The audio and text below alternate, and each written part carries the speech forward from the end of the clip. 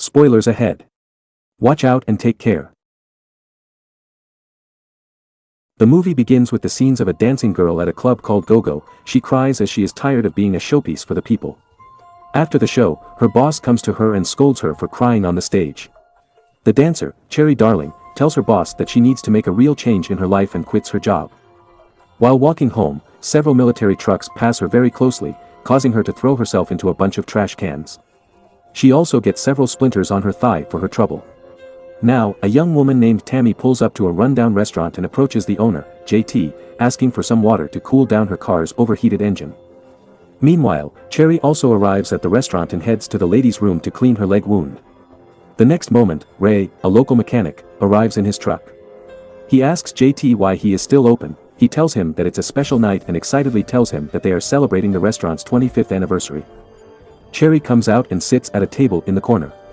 Ray joins Cherry at her table, and they engage in conversation, revealing that they have a history together. Even Ray reminds her that she is wearing his jacket. The chemistry between Ray and Cherry is still apparent, and it's clear that they still have feelings for each other. Cherry says she needs a ride home and they leave together. While on the other hand, the trucks reach a military base a couple of miles away from town. Inside the base, a scientist named Abby comes out of the Humvee and is furious at one of his incompetent employees for losing 3 valuable specimens. He menacingly threatens the employee, saying that failure will result in the removal of his private parts, which Abby keeps in a jar along with other victims' parts as a chilling collection. Now Lieutenant Muldoon comes out of the Humvee, wearing a gas mask, and demands to know where the stuff is. Abby responds that it's all on the base, which leads to a brief gunfight. Muldoon's troops overpower Abby's men, shooting them dead, and Muldoon once again demands to know about the mysterious stuff. At this point, something strange happens. Muldoon's face starts to boil. Abby reveals that the stuff is all around them, and in an act of desperation, he grabs a pistol and shoots open a gas canister, spreading the gas everywhere. Unfortunately, some people in the vicinity are instantly exposed to the gas and dissolve into gooey messes. However, Muldoon and his men walk into the green gas seemingly unaffected, and they even seem to enjoy it. Abby manages to escape in a vehicle, unaware that one of Muldoon's soldiers is riding on top of it. The green mist begins to spread through the air. Dr. William Block and Dr. Dakota Block wake up at 8 p.m. to start their late shift at the hospital where they work. As they arrive at the hospital, they notice an unusual influx of patients with strange symptoms. The first patient, Joe, comes in with a bite that is only half an hour old, but it shows signs of advanced gangrene and bacterial infection. Dr. Felix, another colleague, recognizes the wound as similar to those seen in soldiers exposed to mustard gas during their time in Iraq. Joe's condition is severe, he has a high temperature, and when Dr. Block examines him, he is startled to find that the infection has also spread to Joe's tongue. Realizing the urgency of the situation, Dr. Block decides to amputate Joe's arm to prevent further spread of the infection. He calls for Dr. Dakota Block's assistance. Dakota arrives with 3 needles and injects Joe with all of them, causing him to pass out. On the road, Tammy's car breaks down once again, this time near the military base. While attempting to hitch a ride, she is suddenly attacked by infected individuals known as sickos. They viciously tear her apart and drag her body away from the road. Ray and Cherry see them dragging the body but think that it's just a dead deer. He is immediately startled by a sicko in the road and swerves, losing control of his truck. The truck rolls over until it's upside down, and Cherry reprimands him for swerving. He replies that it wasn't just a deer in the road. Sickos suddenly grab Cherry and take her to the woods. Ray grabs a rifle and runs after her. By the time Ray catches up with them, the sickos have ripped off Cherry's right leg and have run off with it. Ray shoots the sickos, but they don't die. He puts Cherry in his truck and speeds off to the hospital. Dr. Block approaches Ray, asking what happened, but their conversation is interrupted by the arrival of Sheriff Haig and his deputies. Sheriff Haig is taken aback by Ray's presence due to some undisclosed secret from his past. He questions why Ray is carrying a rifle, and based on the unfolding situation, he decides to arrest him. As more infected individuals show up at the hospital, Dr. Block calls Dakota over to show her Tammy's lifeless body, which has also been brought in. The sight is gruesome, with Tammy's head missing the back portion, including her brain. Dakota gets upset and cries in a room while Block follows her. Dr. Block follows Dakota and reveals that he knows about her past relationship with Tammy, which was a lesbian one, and their plan to run away together that very night. Emotions run high, and in a moment of anger and desperation, Dr. Block grabs one of Dakota's needles and stabs her hands with it, causing them to become numb. However, before he can escalate things further, Dr. Block is called away by another urgent matter. The other doctor tells him that all the dead bodies have disappeared from the morgue, with a thick trail of blood leading away. At the police station, Ray has a coded phone conversation asking about DC-2. Sheriff Haig questions Ray's identity. Meanwhile, he gets a call from his brother JT that sickos are going to attack him at his restaurant. Now a deputy arrives angry about an arrested maniac who bit off his finger. When the cops go outside to investigate, they see that the man has escaped from his cop car. Another cop finds his ring on the ground, but no finger. As he gives his ring back, he is bitten on the arm and attacked by sickos. The chaos ensues as more sickos appear. Haig, Tolo, and Ray fight off the sickos, while other cops join the battle. Ray breaks free from his handcuffs after saving Haig's life and tells him that he's going to the hospital to get Cherry. The remaining cops get into the back of Ray's truck and head towards the hospital. At the hospital, more people with boils and infections flood in. Doctors Felix and Block are puzzled. As Dr. Block walks down a hallway, he looks into a room where Joe has turned into a sicko and walks towards him with a surgical saw. Joe infects Block, but the saw shuts off. Cherry wakes up, depressed about her severed leg. Dakota jumps out of a hospital window and lands in the trash.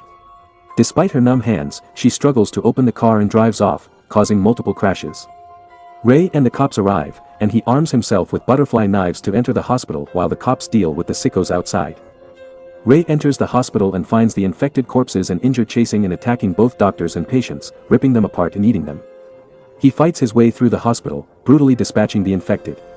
He finds Cherry hiding under a sheet playing dead.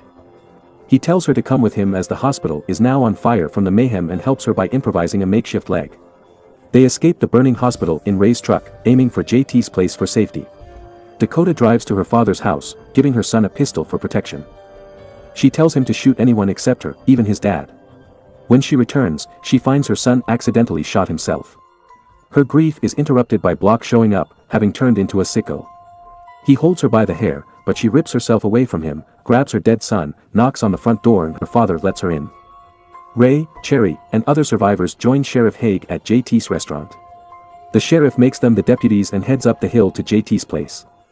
There, they find JT injured on the floor, showing them escape vehicles, a chopper motorcycle and a modified 1950s convertible. After some time, Haig is brought inside after he was accidentally shot in the neck by Tolo. More survivors have shown up at JT's place. Haig gives his pistol to Ray, making him the leader. Tolo is killed by the sickos. The survivors are surrounded and fight their way back into the burning restaurant. Cherry retrieves Ray's truck into the restaurant and Haig gets into the driver's seat. And they escape with a plan. After they break through the sickos, the survivors stop at Dakota's car and pull out a minibike, Tony's pocket bike, out of the trunk. Dakota rides on the large motorcycle with Cherry as Ray leads the way on the tiny vehicle. They shoot more sickos on the road while Haig runs them over with the truck.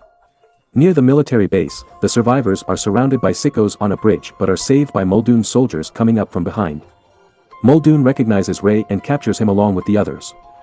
When Ray wakes up, he finds himself locked up with the other survivors in the military base. Ray is revealed to be a war veteran.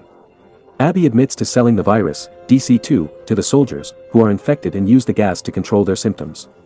Two militants capture Cherry and Dakota. Ray tries to help but is beaten up. On the elevator ride down, the lecherous soldier stops the elevator and takes off his gas mask.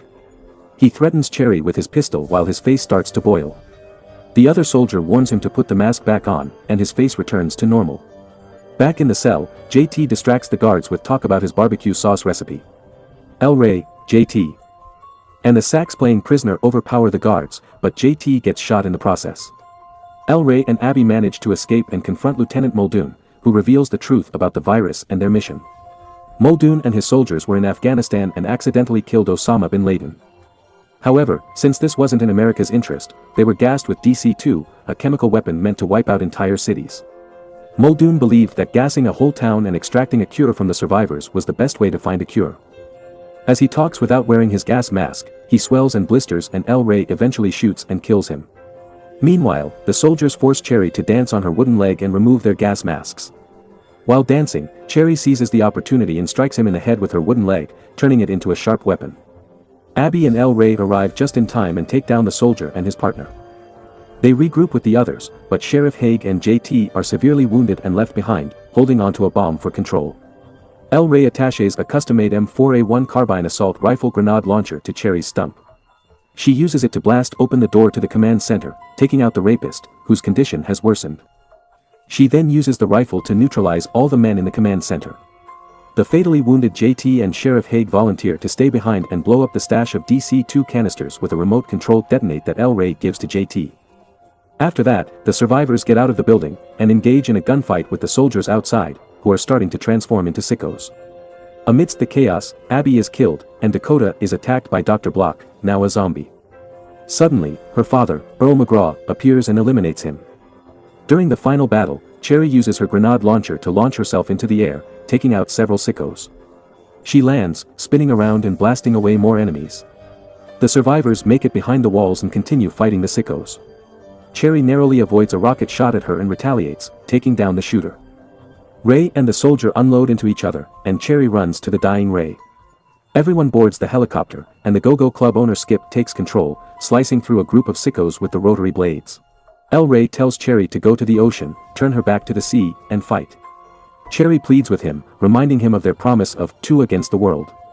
Ray assures her that the promise stands true as he reveals that she's pregnant, saying, "I told you, I never miss." Ray dies, and Cherry clings onto a lowered rope as the helicopter takes off and flies away. 1 year later, when the survivors are in Mexico, Cherry says that they took Ray's advice and settled down near the ocean in a remote part of Mexico. On the beach, Skip is enjoying this new lifestyle with the crazy babysitter twins by his side, with several armed survivors, including Dakota, patrolling the area for sickos. The end. Thanks for watching. Please subscribe to iMovies Recap for more videos like this and help the channel's growth.